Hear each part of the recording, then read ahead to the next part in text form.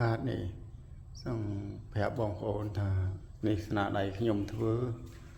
បាទនេះសសរកដាលម៉ូតសរកដាលនឹងស្អាតបងប្អូនស្អាតបើស្អាតឲ្យបេះដូងមួយនេះម៉ូតសរកដាលផ្ទះមកសត្វថ្នោតនេះជាងទឿសត្វថ្នោតឥឡូវបាញ់ថ្នាំហើយធ្វើហើយសត្វថ្នោតឲ្យជាប់ស្រ័យដែរធ្វើឲ្យស្អាតដែរជុំវិញផ្ទះនេះតំតុកទាំងអីហ្នឹងតុកនឹងធ្វើ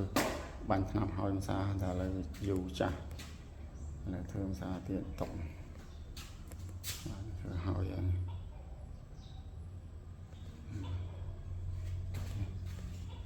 នេះឥឡូវស្នាដៃខ្ញុំធ្វើ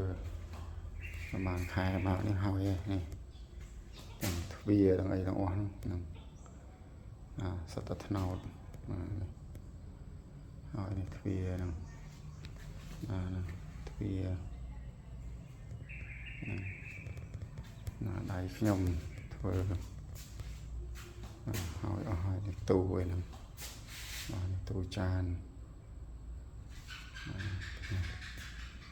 ហើយស្អាតដែរនេះចន្ទា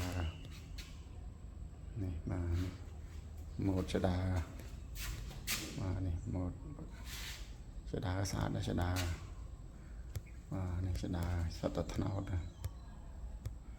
ហើយបាញ់ថ្នាំហើយនេះម៉ូតចដាបងជួយឲ្យមេដៃផងម៉ូតចដាចដាទៅហើយសត្វថ្នោតស្អាតណាស់